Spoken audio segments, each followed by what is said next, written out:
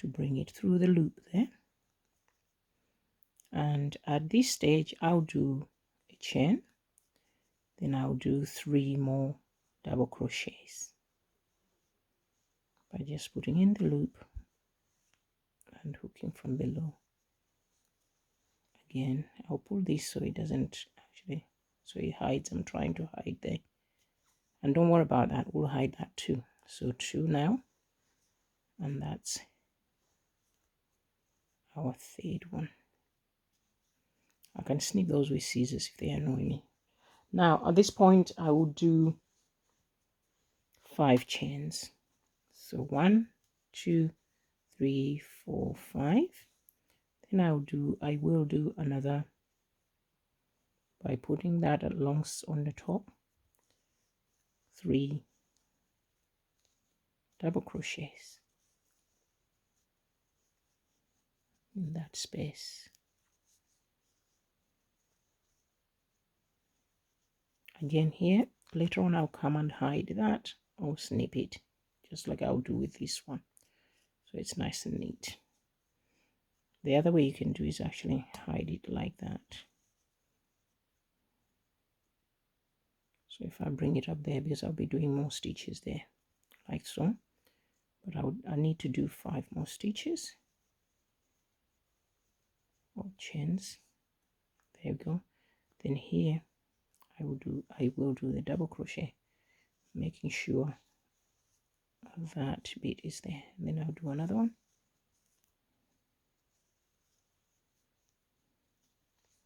and another one. So there we go. So I've hidden that, but this one I'll snip because it's too tiny. All right, then we do 5 more chains. Then I will do 3 double crochets here. So I'll do this all the way around to here and connect here, slip stitch here. So I'll come back and show you what I do next. So now I've done my last one here. I will take my hook out and put it in the first chain in order to slip stitch and finish that row. And this is what you end up with.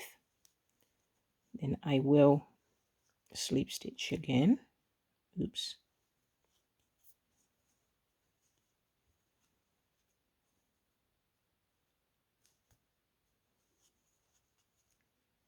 I need to stretch this so that I can fasten it on. I think I've snagged somehow. Yeah, there. I need to pull the other side to make the loop bigger. Don't worry about that chain going through there. It's just because of the force I'm doing it.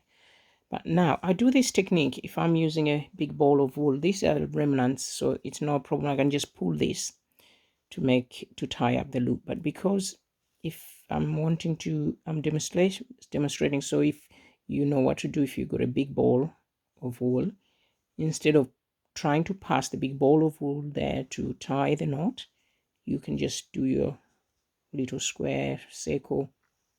If you're doing circles like this one, and just do that, and that closes up that slip stitch.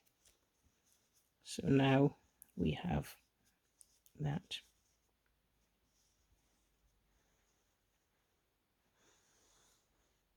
And that's how big it is in the palm of my hand, depending on how big your hand is. All right, now I'll do another row. So a pair of scissors and snip this bit. So I'll snip and add a different color. And this time it'll be a light pink, lighter than this one. This is lilac, more lilac actually. So again, to add this with my hook, I'll just twirl it like that and make a knot. Make the knot tighten. And again, I take my hook out, but where we've ended up, we finished up, I'll do that. Then at this point, you go back a little bit each time, on deciding. I just prefer doing this way. I can still do it here, but then I'd rather do it here though. So that's that. Then I'll do 2 double crochets here. I won't count the chain. I'll count this one as 1, then 2. Then at this stage, I'll do 4 chains. Don't worry about this root, I can tie it up later. So 1, 2, 3, 4. And I'll go on top on this loop in the middle, but just like that, and do 2 double crochets, then 4 again, chains, then 2, snagging at the little, 2 double crochets, then 4 chains, 2 double crochets here. So I'll go all the way around to here. Now again, to fasten off that last chain, we'll go in the first chain there and fasten it that way. And there we go. Now at this stage, I will do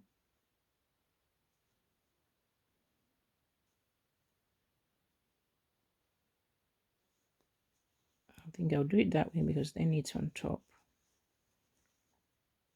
like that. So that'll be like my first chain, second, third, 4, 5 chains.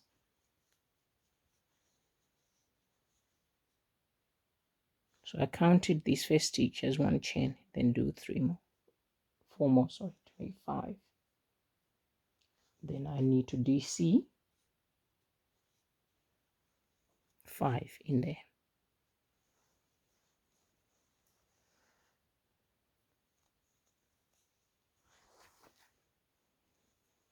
So I'll do 1,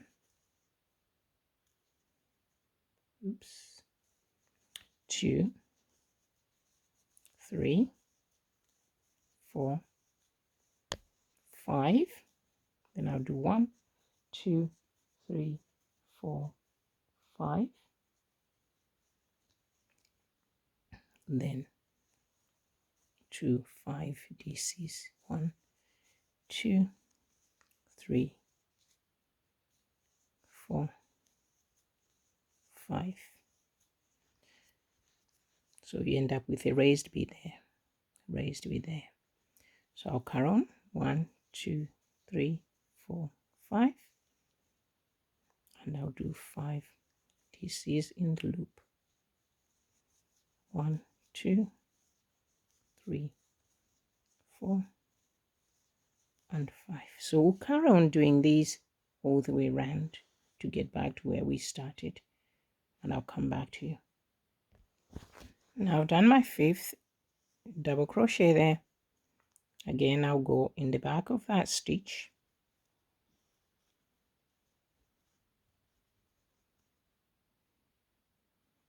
the first chain here, and slip stitch. I slip stitch this way because it leaves it looking neat on the other side. A bit fiddly because I did pull the chain there. So there we go. Again, fastening this off.